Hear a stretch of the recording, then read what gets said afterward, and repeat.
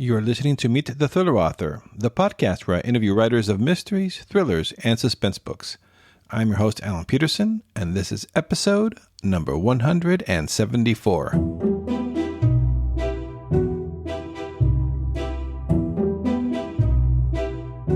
In this episode of the podcast, we'll be meeting USA Today bestselling and award-winning mystery writer H.Y. Hanna. She is the author of several best-selling cozy mystery series, including the Oxford Tea Room Mysteries and the Bewitched by Chocolate Mysteries. She's tried her hand at a variety of jobs, including advertising, modeling, teaching, English, and dog training, before returning to her first love, writing.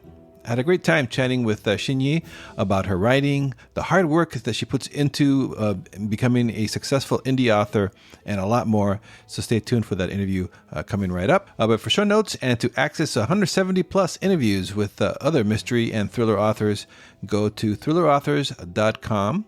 And to sign up to the Thrilling Reads mailing list and to check out all my other links, check out thrillingreads.com/links. All right, here is my interview with H.Y. Hanna.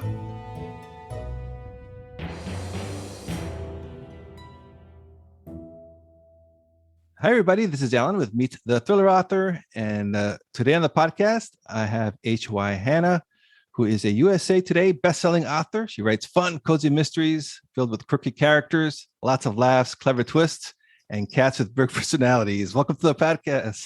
Thank you, Alan. It's lovely to be here. Yeah, I'm so glad that you're on here. But I wanted to talk to you for a while, so thank you. So before we get into the nitty gritty of your writing and your books, you tell us a little bit about your background before you started writing. I suppose, like a lot of people, a lot of people who are writers, I have always written things. I was always writing things even as a child, like diaries, letters. I loved writing letters to people. Well, most people don't like writing letters. Those old-fashioned letter paper, the kind that you could see through. Oh yes, thin paper, yeah. Yes. And nowadays, I don't know if you can buy that anymore. But I used to cover sheets and sheets of that, to write. I had a pen pal, and I wrote. I just wrote anything I could, like shopping lists, whatever.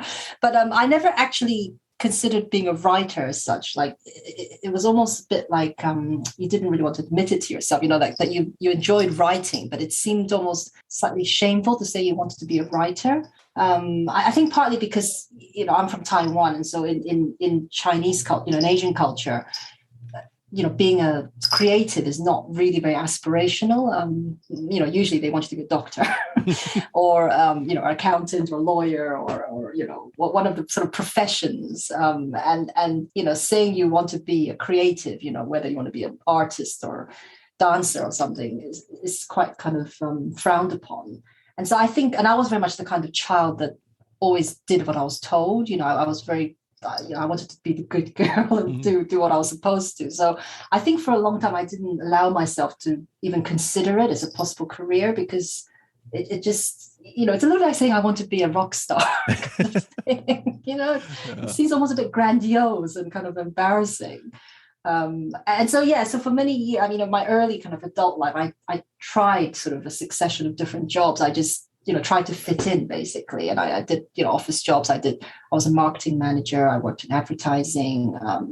I actually even trained as a ESL teacher, English as a second language, and taught English for a while. And I worked for educational publishing I just did a whole lot of different jobs.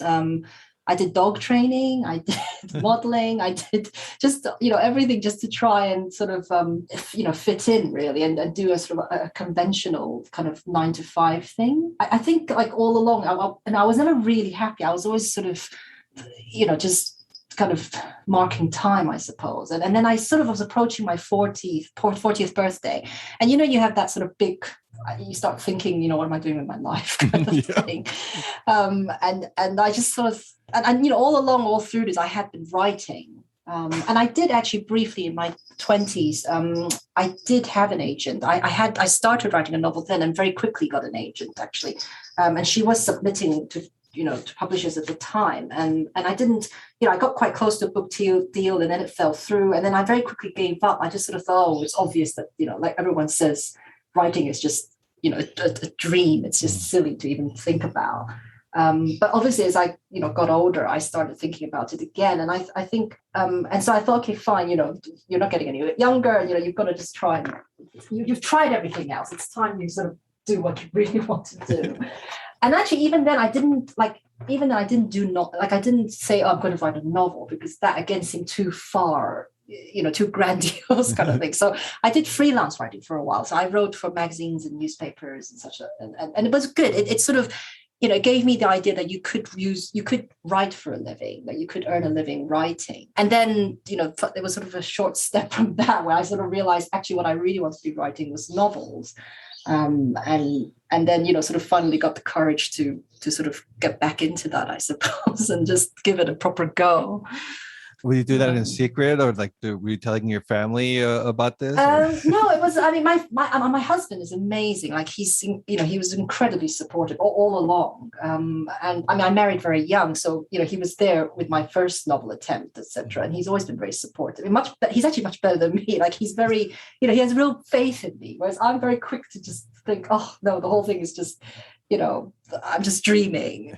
I think it's almost like I was afraid to let myself wholeheartedly go for it, because that thing about how if you really try and then you fail, whereas if you don't let yourself really try, then you can always say, well, I didn't. Do you know what I mean? I never tried. It's fear of failure, I think. And if you really put yourself out there, if you really chase after the dream and then you fail, then it's a dreadful failure. But I mean, I'm very grateful to be where I am now, where I did in the end chase after the dream, and a lot of that is down to my husband. And then my family actually generally were very supportive as well. Like my mother, even though she's a Chinese mother, but overall, I've been very lucky. I think my personal struggle was a bigger barrier than actually the people around me. Like I know a lot of time people say they didn't get a lot of support from family and friends, and I was actually very, very lucky. Like with my family and friends. I mean, my brother-in-law was amazing. He one of my earliest attempts at publishing, I tried a romance, and that's not what he reads, but he probably went out and bought it and read it. And I thought that was amazing. Like it was a really, lovely gesture on his part. So yeah, I think, I've been very lucky from that point of view, but they always say your biggest enemy is yourself. So it's always been my own kind of doubts, I suppose, and sort of fear of really going for it that's held me back for so long, I think. Sometimes I slightly regret it. I think if I'd had more faith in myself and, stuck with it earlier, I would have been published earlier and had a lot more books written by now. But anyway. Better late than never, though. So there you go. True. Yeah. And now you first started writing romance, then you tried other genres before you settled into the mysteries, right?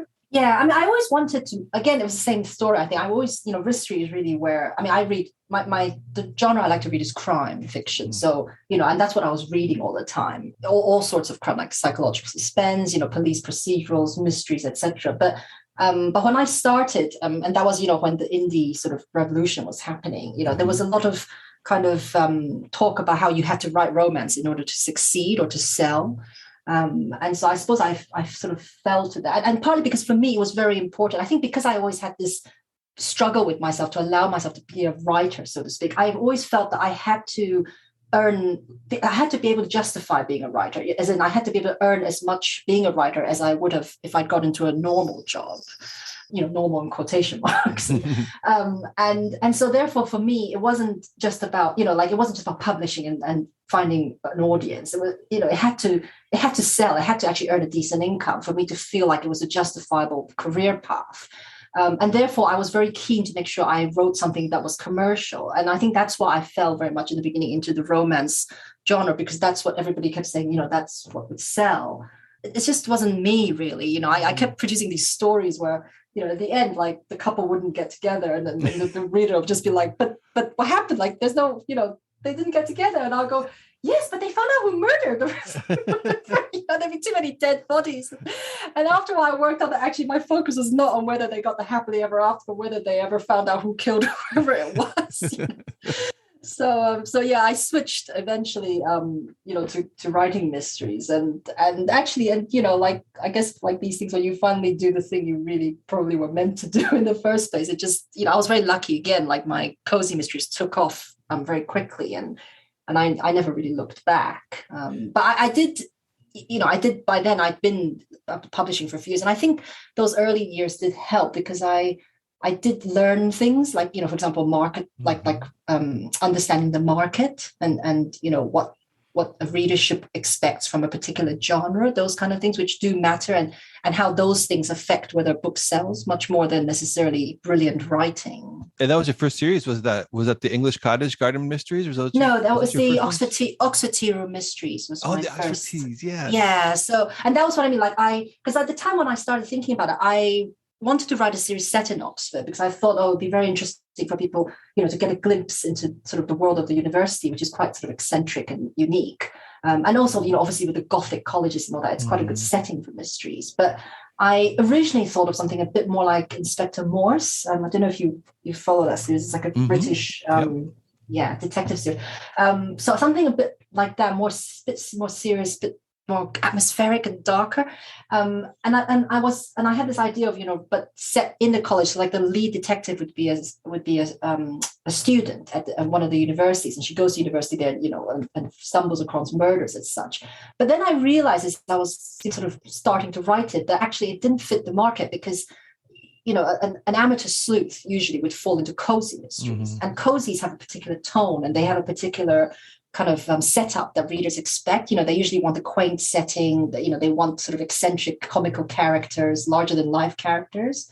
There's a lot of comedy, and it's quite a light tone, and there's often a hobby of some sort, like baking or knitting or something like that readers enjoy learning more about that particular sort of craft or world. And so I sort of thought about it, and I thought, that doesn't really fit what I had in mind, but I could tweak what I had in mind. And so what I did was, instead of having her as a current Oxford University student, I just made her a graduate who'd given up her high-flying career to return to Oxford, which is where she used to live, and to open a tea room. And there I had my whole kind of British baking, which generally people love, the whole scones and afternoon tea thing. Which gave you the quaint aspect of the cozy thing. But at the same time, I could still bring in all the things I wanted to bring in, which was the university and her background and, all the sort of that side of things. So it was just learning to balance the elements, and obviously you could have, it was set, the tea room was set in a village. So you would have your nosy old ladies that provide the humor.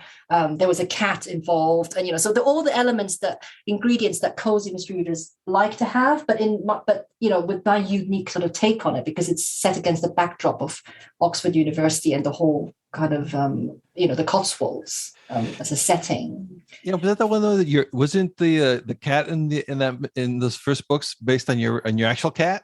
Yeah, so I mean, not so much based on my cat, but more the inspired. I mean, it is the same name. So the cat's called Muesli. My own cat's called Muesli. But I think it was more that I felt that it was important to include a pet of some sort, and a cat was an obvious choice. But I also didn't want to do the whole kind of twee gushy kind of love the cat kind of thing. And I have a sort of love-hate relationship with my own cat.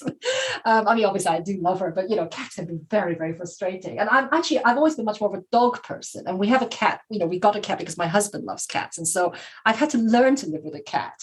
And I thought to myself that it would be more interesting if the heroine actually didn't love cats to begin with, so I guess a bit autobiographical in that sense, that her relationship with the cat in the series mirrors a lot mine, and all the frustrations I have with cats in general, and their kind of their kind of contrary personalities, which obviously makes for a lot of humor and provides a lot of good plot devices for things happening.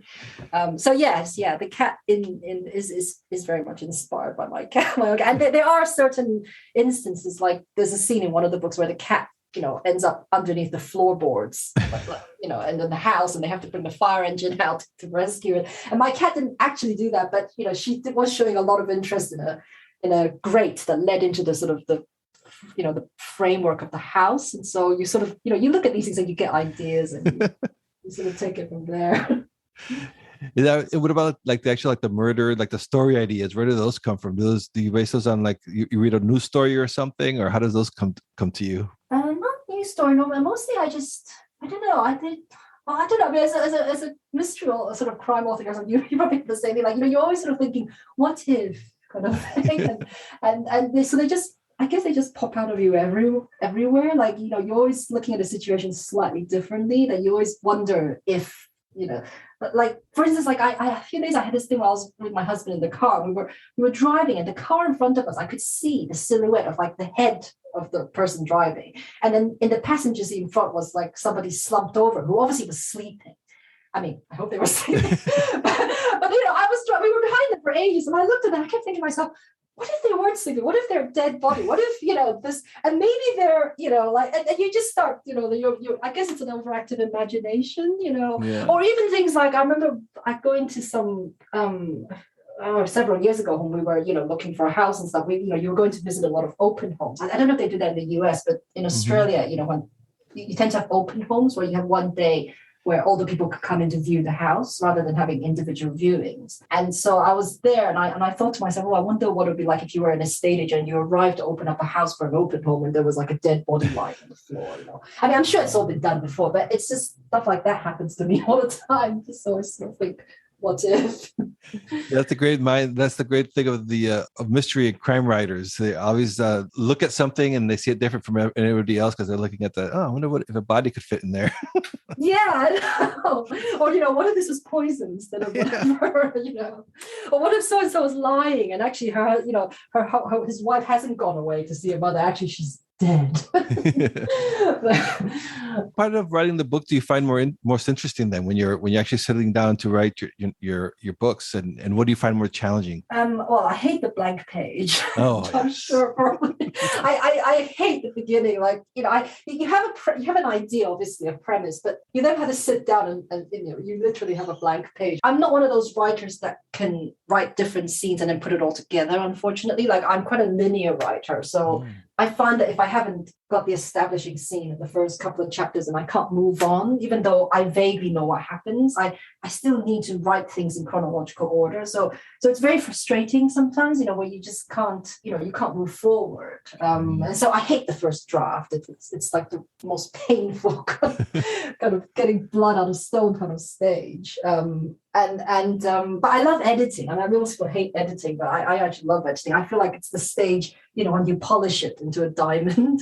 Well, you hope it's a diamond. But you have that sort of rough first draft, and then you go back, and that's when you really make the sentences sing and the characters come to life, and all the stuff that little things that were bothering you all along, you can sort of polish it up, and it starts to take shape into the thing you imagined, or closer to the thing you imagined in your head. Like, you never quite get, obviously, to the perfection you wanted in your head. Like, no book you write is ever what you really hope to write, but you get closer to it at the editing stage. And do you go back, or do you like write the first draft first and then go back? I try and get to the end. I think that's very important. So I write from beginning to end. I try, although I don't often get a chance to, to leave it for a bit so that you're not, so you come back to it a bit fresh. I have a team of beta readers. So usually what I do is once I finish the first draft is I send it off to them.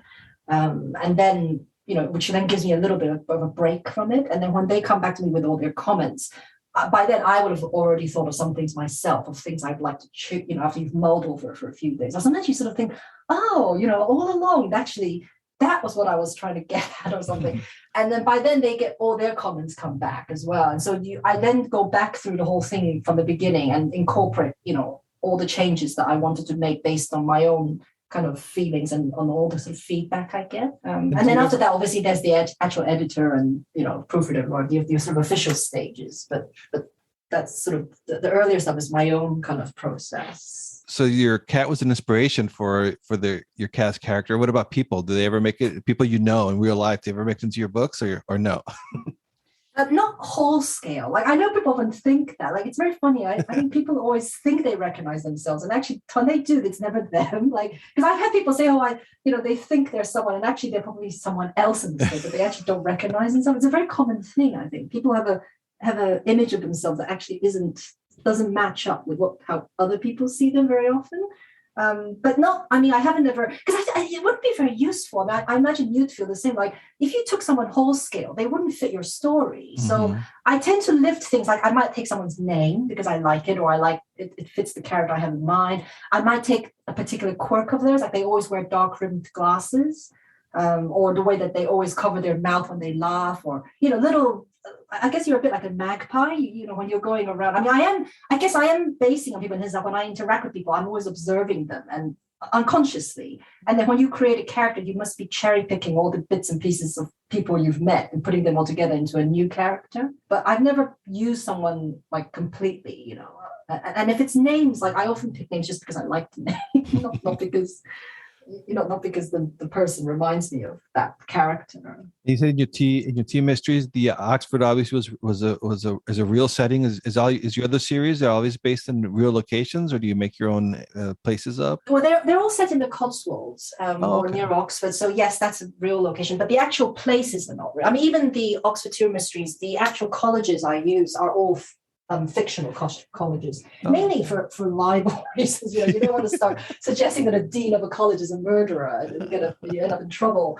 And also because it makes life easier, because if you do pick a real college, anyone who's been to Oxford will know that college doesn't have a staircase in that tower. You have much more creative license when you make up the colleges. And actually that was something I picked up from Inspector Morse, because one of the sort of I suppose sort of guilty pleasures of watching it, if you've been to Oxford yourself, is watching the episode and going, that's not so-and-so college, that staircase doesn't lead there, that goes to the dining room, or because you know the colleges yourself, or you're trying to guess where each setting is. You think, is this college or is it this college?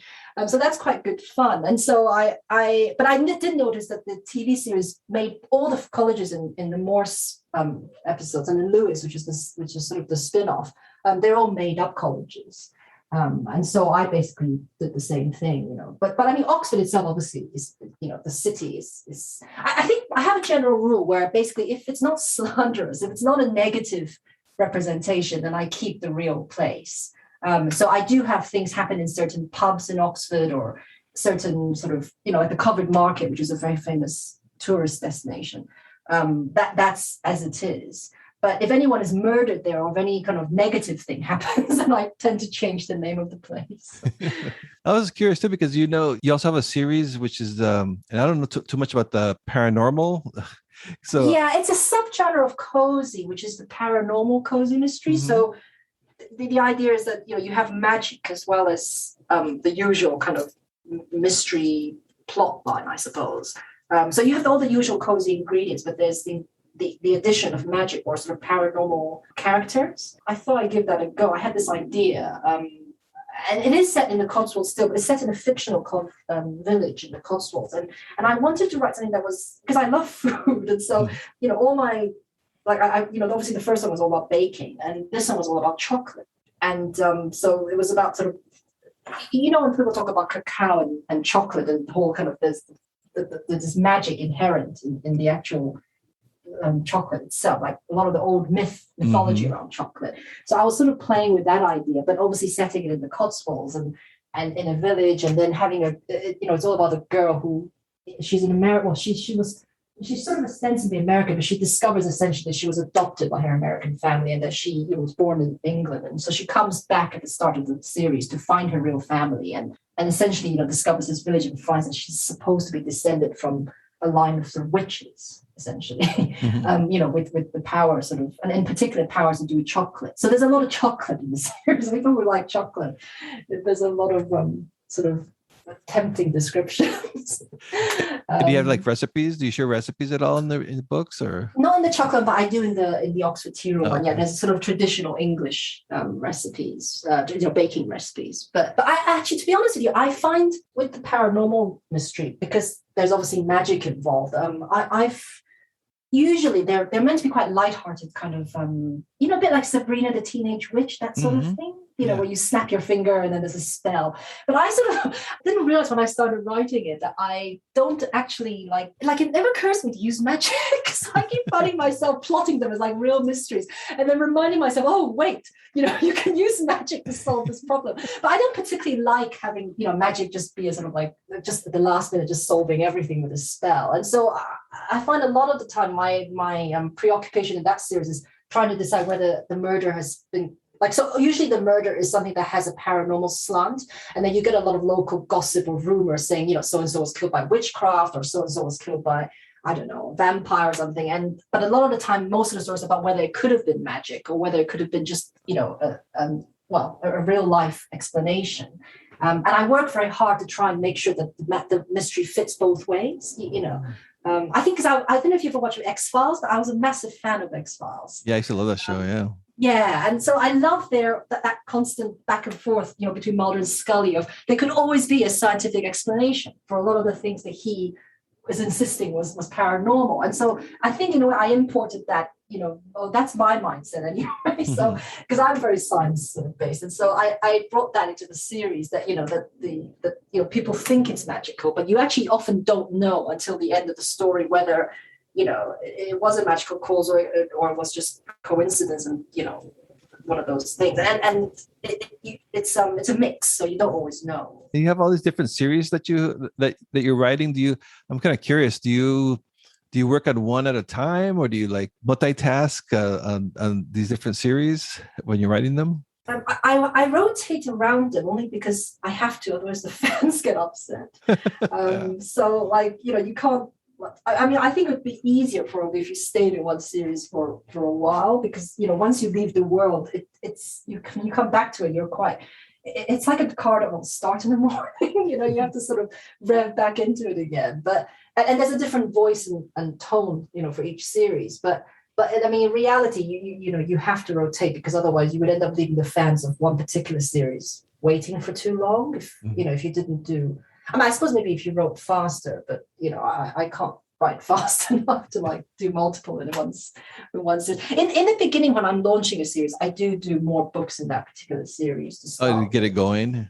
Yeah, to get it going. Yeah, but once at the moment, for example, I have the 3 now that are established series, each with multiple books, and so I try my best to rotate around them. Although sometimes it's not always easy, because if you don't have the right idea. Mm-hmm. You can't force it either, and so sometimes you have an idea for a series, even though it's not the one you should be writing next. If you're being, if you're rotating fairly. And do you do a lot of research when you're writing your books, or probably more than I should? I don't know. You always, I do. I always feel like I need to back up anything I put in the book. So I agree. I'm the same way too. I don't know why, but yeah. I think maybe it's a confidence thing as well. That I feel like I need to make sure that I am, as accurate as I can be. And obviously, sometimes you make mistakes, but generally you've done your due diligence. Like you've made the effort. I don't like lazy authorship, where you just sort of put stuff in because obviously you can. But and also, I think I don't know. I think readers do notice. Like sometimes if you take the extra effort, I often get a lot of nice fan mail from people saying, oh, they enjoyed the story, but they loved whatever the extra detail about XYZ that they that they learned or that they found fascinating, and I think you can tell it gives the story a bit more depth. Mm-hmm. And flavor. Yeah, especially writing mysteries and crime stories. There's even though in a cozy they don't want to get the details of the forensics or whatever, but they still want the mystery to work. Yeah. But I mean, not even that. Like I just mean in terms of like the setting. Or if you're talking about, say, a character that keeps bees, for example. Mm-hmm. Obviously you don't have to know all the details, but often I will take a detour and I will learn all about beekeeping. I mean, in brief, not in huge detail, but not necessarily because you need to write all that in. But I think it in your head anyway, that character is then rounded, and I think it comes across subconsciously because you then write them behaving in a way that a real beekeeper would behave. Mm-hmm. As inadvertently, I don't know, have them do something that would be totally at odds. And nowadays, trust me, there'll be some reader who write in and say to you, "I'm a beekeeper," and I said, and they would never do that. So it's nice to be able to think, well, obviously you still get that sometimes, but generally you've done your best to, due diligence and coverage of bases and make sure that you are represented. And I think it's only right that you're representing what you write about as fairly as you can. When you're writing your books, before you start to write them, do you outline or do you go by the seat of your pants? I know I'm definitely an outliner. I'm a control freak, so it actually isn't good. I think because it means that I often get very stuck because I don't know what happens next, and until I've plotted out the next part, I can't write. And I do sometimes wish I could just write, just like they always say, see where it takes you. But I'm not like that the rest of my life, and I'm definitely not like that with writing. Like I would never go drive anywhere without marking the entire route out on the map first and checking out any possible detours in case there's, traffic jams or roadblocks or something. So I'm like that with writing as well. I plot everything. I think also for a mystery, it's a bit hard. Like when I know people do, and you can plot a mystery without knowing who the murderer is. But I think generally it's, for me anyway, I always know who it is and how it's done. And then I work backwards from there. I know the ending and I sort of block it in reverse. And because if you know how people are going to end up or where they're going to end up, it's then easier to put in all the red herrings and the sort of false clues on the way to get there. Yeah, that's what do you think? Yeah, that was a great book by what's his name? Bell, James Scott Bell. I can't remember the title of it, but basically that's what it was a great book about. Yeah, figure out the ending and then work it out like a reverse outline kind of a style. Yeah, I think maybe it applies more for plot-driven stories. So like mysteries are. Obviously characters are important, but at the end of the day, if you don't have a decent mystery plot, mystery readers will be really upset. Whereas I think with a more character-driven story, like say women's fiction or romance, then what's really important is the relationship between characters. And if you don't get that right, people get upset. But the actual plot of what happens and what happens next and what happens next, I don't think is maybe as important. So you don't necessarily have to have that all planned out in advance. What do you use to write your books in? Do you use like Word or Scrivener or something else? I just use Word. Yeah. I'm very boring. No, I did try Scrivener, but it was almost like, when you have too many complicated tools, it distracts from the actual job. And because I'm a linear writer, I think it for me, it literally is chapter 1. And then I write, paragraphs and paragraph and paragraph. And then it's chapter 2. And then I do paragraph. And to be honest, on Word, you can move things around fairly easily as well. So, yeah. Yeah, no, most of the authors that I've interviewed use Word. So really? Like that's interesting. Yeah, I mean, I would think probably more than 50%. Oh, well, that's news. I always thought that everybody was using all these Flash Flash software. That's very interesting. Yeah. And so, what's a typical writing day for you when you're writing an actual book? Do you like set specific hours that you write, or what's your process like there? I wish I did. I wish I was a bit more organized. What I find the most frustrating about writing is that you could spend 6 hours at your desk, of which only maybe 1.5 are actually typing, and they remain. You know what I mean? Like you have to spend 6 hours to produce the 1.5 hours worth of typing. Well, if you could just sit there for 1.5 hours and produce the same thing, you could then have another 3 and whatever many hour, four. Well, maths is not my thing, but anyway, you'd have a lot more free time. You know what I mean? But yeah, no, I need to sit for hours and hours and hours to produce very little writing, which is very frustrating. But mostly, I do try and when I'm in the book, I sit down at my desk in the morning and not too. That's my other problem. I'm not really a morning person, so I struggle. I wish I could just sit down, at 7. You hear some of these authors going about how they wake up at dawn and they get 2 hours in before breakfast. And I just always think, oh my God, that's like a superpower. I would love to have that, I mean, I can barely formulate a sentence before 10 o'clock on my first cup of tea kind of day, I'm so not a morning person. So even if I get up early, if I sit at my desk, I just sort of sit there like a zombie staring at the screen, trying to muster up the sort of energy to find a coherent sentence. So yeah, I do, start work in the morning, but I think I only sort of really get going closer to lunch. And then obviously you break for lunch and then you come back and then after lunch, you try again before you sort of get to the afternoon. And I usually try and go out in the afternoon. I love gardening. Like I'm sort of a new gardener. I've only started in the last few years. So, it's still like I'm at that stage where I'm telling everybody, you must do gardening. It's wonderful. And so I try and make sure I go out in the garden, for an hour at least in the afternoon, just for health reasons. Because otherwise you do literally sit at your desk all day. And then after dinner, I sort of, if I'm deep in a book, I go back and do a couple more hours writing in the evening. But if I'm not if I'm not under deadline, then usually I do end up going back to work very often, but I just do admin more, because there's always emails and all sorts of, marketing and things like that you need to keep on top of, unfortunately. Yeah, and I remember your covers are so cool, and you design your own covers, right? Or you used to?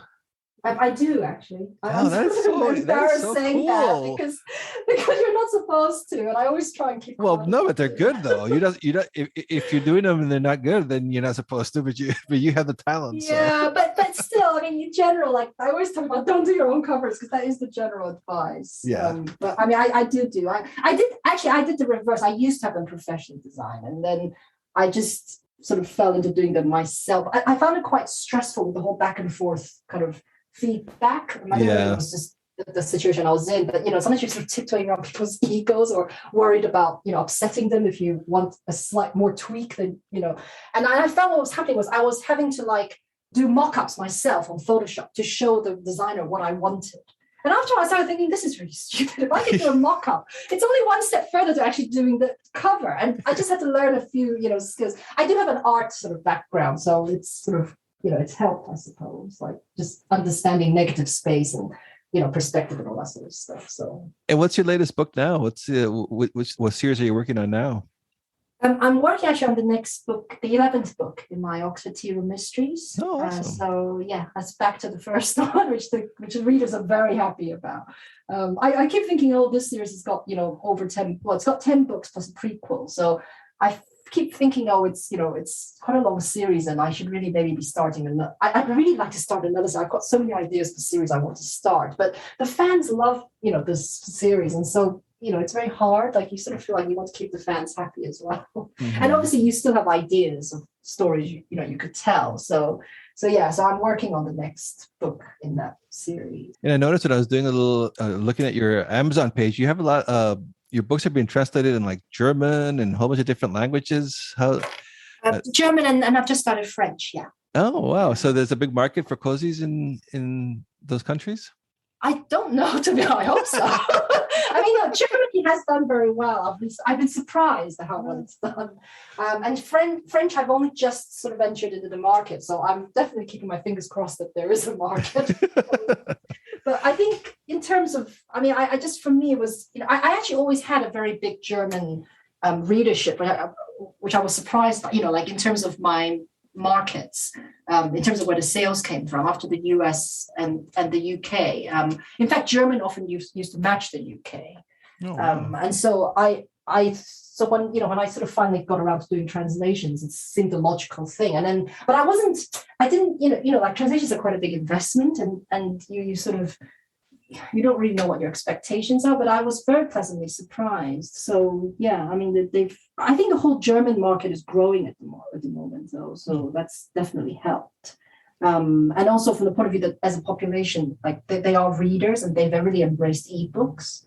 So I think that helps as well. But yeah, it's very exciting. It's bizarre because you sort of see the story in another language it's almost like it's like seeing yourself in one of those funhouse mirrors, you know what I mean? Like, yeah. It's a version of you, but not really. Like it's warped and slightly. I can't read German at all, so that has been a bit more distant. But I can read French, sort of rudimentary French, because I did French at school, and so reading the French translation, I can read it enough that I recognize my own story, but it's really strange because it's in another language. Yeah, it must be weird to see it reading it in a language that you don't know any of it. So it's like all like looks like strange letters. Yeah, it doesn't mean it's like you recognize elements of it's a bit like looking at that mirror thing where you can see bits of yourself, but it's a warped version, or warped is a negative word, but yeah, it's like a slightly different version from another angle. And I've been curious too, because I've been asking after this year with the pandemic, did that change or affect your writing at all, or is for you? Really, I think this is a joke, isn't it? That like indie authors have been self-isolating since 2013 or Yeah, That's pretty much our life. It's like, welcome to our world. Yeah, exactly. I did feel that when everybody started going into lockdown and, I self-isolating, I was thinking, well, welcome to my world. Like, we sort of, I mean, obviously it's something to joke about, but that is our life really, that, the only way to get stories written is to isolate yourself from unfortunately, and just put your head down and write. So from that point of view, it didn't really, I think maybe the only difference is obviously the anxiety, like, that you're quite, initially anyway, you're quite stressed and worried. And so that does play havoc on your ability to create. I think it's like half and half, wasn't it? Like some people said they became super productive during lockdown and the initial thing, and other people just couldn't do it. Became less productive. That was me, definitely. I just sort of gave up on everything. I spent all my time on the news sites, like, following the news. And same here. Doom scrolling. I think it was hard to focus on writing when all that stuff was going on. You went to the grocery store and you felt like you were in another world. Yes. Yeah. If anything, actually, I started thinking, oh, maybe I'll write a dystopian about a world that, you just totally started thinking in the wrong way. It was quite, I think also writing cozies anyway, where you had to create humor and lightheartedness. I found that really hard. The first, in 2020, when before the vaccine was announced, and there was a lot of anxiety about what was actually going to happen, and nobody actually knew how serious things were going to be. And I mean, not that things aren't serious, but now I guess we have a bit more of a clear idea of how things pan out and the parameters, whereas in the beginning was all unknown. And so in the midst of that, trying to sit down and write a funny scene, with nosy old ladies and sort of mischievous cats, it was just really hard to sort of, you know what I mean? Like to psych yourself into that mood and then to be funny and lighthearted, because you weren't feeling remotely funny or lighthearted. And people say, they escape that, like they want that escape, but you as the creator, have to create that escape for people. But it was really hard when you didn't have that escape yourself. One of the final questions I always ask is, because I know I have aspiring writers that listen to this podcast, any advice? I finished the novel. That's what I always tell people. Love it. I get so many people who do, who ask me or who write, and they always say, I've started this, and there's always, the sagging middle where everybody runs out of steam, like halfway in, 20,000 words in or 30,000 words in. Suddenly you think it's the dumbest story ever, dumbest idea anyone's ever come up with, and a dreadful story. And then people, what happens often is they just start a new thing. Because, I'm prone to that as well, except that obviously as a professional working writer, you've been there before, that you have to just push through to the end. You can't start a new story. But I think I meet a lot of aspiring novelists who keep starting something new rather than sticking with the existing thing. And I think that doesn't help, because you learn more from completing a novel than you do from starting 10 new ones. Yeah, absolutely. You're not going to be able to get anything done if you don't have one book written at least. Yeah, but I mean, not just from a logistical point, but from people talk about being better writers or whatever, all the rest of it. But you really there's a whole the process isn't just about starting. It's about actually getting to the end and being able to see the arc and understanding the sort of beats and the up and down and all the rest of it. And you only really do learn that thing from the whole experience. It's a bit like, if you learn piano, if you learn a piece of music, if you only ever learn the first 4 bars, you can learn the first 4 bars of 6 different songs, but never really learn to play the piano, versus actually completing a whole song from beginning to end, Yeah. But I agree, it's difficult. I mean, I struggle with it still, because I'm sure, I mean, do you you get to 20,000 words and you think, oh, this was a terrible idea, this is really stupid, sort of. Yeah, it's always the same, right? Like that, you think of the more books you have out, but you always seem to start thinking that at the same point at every project. Exactly. and also people sort of say, I mean, I get frustrated myself. I think, I've written over 30 mysteries now, and I think, well, it should be easy by now. You've done it enough times. You should have a formula, but it doesn't quite go like that. You're just as much prey to self-doubt and all the rest of it. It's just, I suppose, being professional, you sort of, you force yourself to just get through it. Yeah, play through the pain. Sorry? You play through the pain. Oh, yeah. Yeah, so that would be my main piece of advice. And I think the other thing is to understand what you want from your writing, like from the book. Because, there's a big difference between whether you want, like what I did, commercial success, which is because that's important to me for other reasons, or whether you just want to have your story out in the world and some people appreciating it. Because I think that affects what you write a lot. And, and sadly, the old thing people used to say, oh, just write what you love, that doesn't always work. And unless what you love happens to be mainstream and mass market, then fine, you're very lucky. What you like is what everyone else likes. But sometimes what you love isn't that mainstream, and then you struggle to find an audience. So then, which won't matter if that's not what you care about the most, like in terms of, sales. So I think like a lot of people also don't quite get that figured out in their heads. Like, they just think about the whole thing like almost as a vague idea of like publishing a novel and being a writer. But what kind of writer do you want to be? Do you want it as a career? Do you want to earn a living from it? Because that then determines whether, what you write needs to fit the market more, and then how you need to think of that, versus do you just want to, is it more like a hobby, or is it like a passion thing where you're just writing something for fun and for you, and you don't really care if only 100 people read it, that sort of thing. Figure out what you want get out of the writing. So yeah, because I think that affects, because otherwise the advice is quite different. If you want to make it as a career in terms of earning an income, a reliable, steady, decent income, then that's, you have to unfortunately understand the market and possibly, adjust yourself to meet the market, because that's just the reality of it. But, if all your writing is, you don't really care, you have, say, for example, another job, and writing is just a passion, hobby thing, then it doesn't really matter. You can write whatever you want, and nowadays you can publish it without needing necessarily to go through a publisher. But you just have to be realistic then in that situation, that maybe in that case you might not be selling, millions of copies, but that might be fine. There's nothing wrong with that. It's just making sure you've got you understand your goals. So where can the people find you? Is your website probably your best place? Is it hyhanna.com or? Yeah, probably. I'm not very good at social media, actually. I try to be, but I haven't ever caught on. So I don't log on for weeks and weeks and weeks. So yeah, my website's probably the best place. And, you can contact me through the contact page there. And I have a newsletter. So, people can generally my readers keep up with me. I'm good on my newsletter. Like I do email news regularly on my newsletter. I just sometimes don't show up on Facebook for months.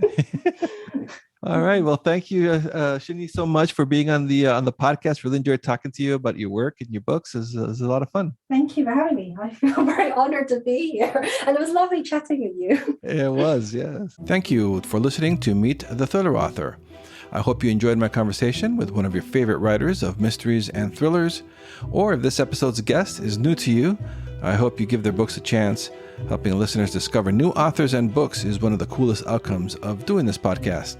As always, you can head over to thrillerauthors.com to sign up to my Thrilling Reads email list. That way you won't miss out on any great deals in thriller and mystery books. You can also check out all the links and resources in the show notes for this episode over at thrillerauthors.com. And also please do subscribe to this podcast if you haven't done so already, and leave a rating and review wherever it is that you're listening to this show. If you have done that already, I thank you.